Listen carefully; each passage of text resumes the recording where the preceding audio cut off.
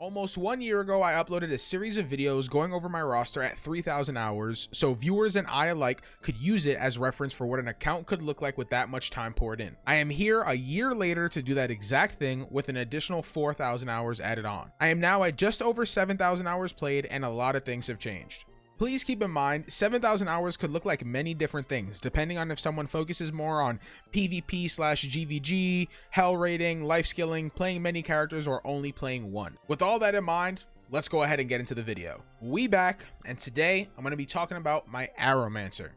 Now, Aeromancer, as of right now, is the newest character that was released into the game with the Akan update, and I wasn't really intending to make one, I don't really remember, but I definitely wasn't this big on, I didn't have like any prep plans for her or putting her in my main 6 or whatnot, but I tried her and she's been a lot of fun, and as of right now, I think she is probably my second strongest character as of this moment, maybe pretty close to my Scrapper, but I think she's still a tier above my Scrapper in terms of damage and a tier below my Artillerist in terms of my damage dealers aside from my main, and she is a lot of fun.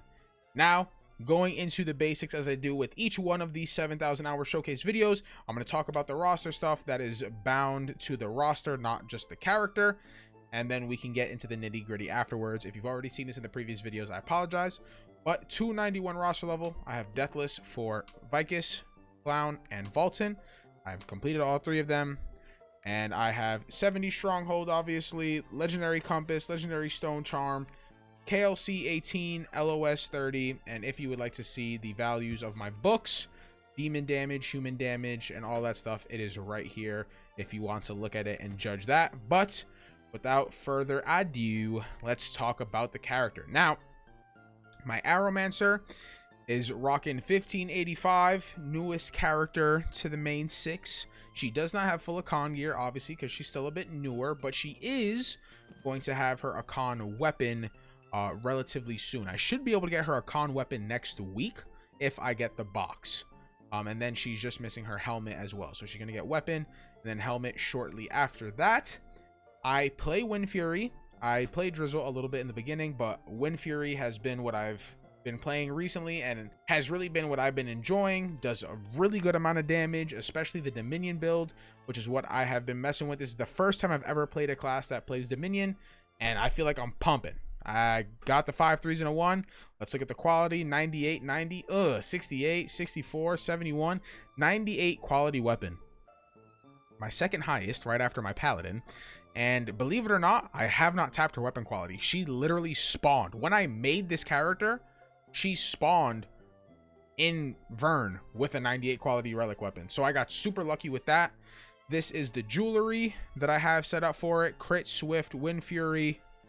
And what's crazy is I brought all this stuff for like 70 something K gold, which I thought was pretty cheap. And that is thanks to my 8-8 stone. Not a 9-7, unfortunately, but it is an 8-8, which allowed me to save some money on my jewelry. I have 1806 swiftness, which is really, really high, and 669 crit. That swiftness could go up even higher, and that is thanks to this bracelet. This bracelet I cut recently, it is insane. It is, if you play Aeromancer, if you play Wind Fury, you know how nutty this bracelet is. Having MP recovery really helps with that mana regen and not having mana issues. Really high roll of crit, max roll of swift, and we got precise, which helps because Dominion has much less consistent crit in comparison to the hallucination. We also got some intelligence as well to help the overall damage. Again, 5 3s and a 1. Raid Captain Grudge, Hitmaster Adrenaline, Wind Fury, and I have EP. I was thinking about setting up Awakening one because of the Dominion, but EP has not been too bad. I'm not going to lie. I just kind of have to be a bit more aware of using my Dominion, using my Awakening to keep my Dominion buff over the course of longer fights. That's usually when I struggle. If it's shorter scale combat, like maybe a 4 to 6 minute raid, or a fight, it's not too bad for me. But the longer it goes, the more I can forget about it. Or when there's lots of mechanics, it's very easy for me to forget about it. So I'm trying to improve on that. Now for the gems, she's still using event gems, level 7s. The 4 level 8s that they gave us are on Wind Gimlet and Piercing Wind. And these are the skills I am using. Wind Gimlet, I actually put on an Overwhelm for a bus I was doing. I typically run that legendary Gale Wind. So legendary Gale Wind on Wind Gimlet, 132 downward strike. I run a Purify on it. Rage with the purple Gale Wind, Piercing Wind with the legendary Gale Wind, Tornado Dance with an Overwhelm. I also put that on for a bus. I typically run a Focus Rune there. Judgment on Whirlpool. Spread, I have the Quick Recharge on, and Tornado, I have the Conviction on. Now, I have really been enjoying this, and I've really felt like I've been doing a lot of damage. It feels really good in all the content, Akan, Kyangel, Brel. It's very good time. For anyone who maybe wanted to try Wind Fury, if you're watching this, if you're curious about it, things I recommend to get in the habit of, if you're playing Wind Fury, you need to get in the habit of spamming Spread as much as possible. Why did I have a lisp there? If you're not playing Nightmare, that is. Spread is one of the few sources of consistent mana we get with the tripod. Recover 206 mana on the last attack hit. This is if you land Spread. Spread is a 2-hit skill. You have to hit it, and then if you hit it, there's a second attack. That second attack is what gives you the MP back. And so you want to be landing that as consistently as possible to reduce your potential mana issues. I also put a Focus Rune on Tornado Dance to help the mana issues. I have MP Recovery on the Bracelet to help with the mana issues. Especially with Dominion, it is very much so present if you are not aware of your Conviction, Judgment, the Focus Runes, and all that stuff. Mana can definitely be a problem, but with all of this stuff in mind, this prevents me from having to eat a mana food, which is very nice because if you don't craft them, they can be expensive. And then if you guys wipe in the raid, you have to keep eating them, which can be annoying. It can be expensive. And this stuff you don't have to spend gold for, right? So there's just different things that you can keep in mind. You can also throw additional Focus Runes on like Wind Gimlet or Rage if you wanted to.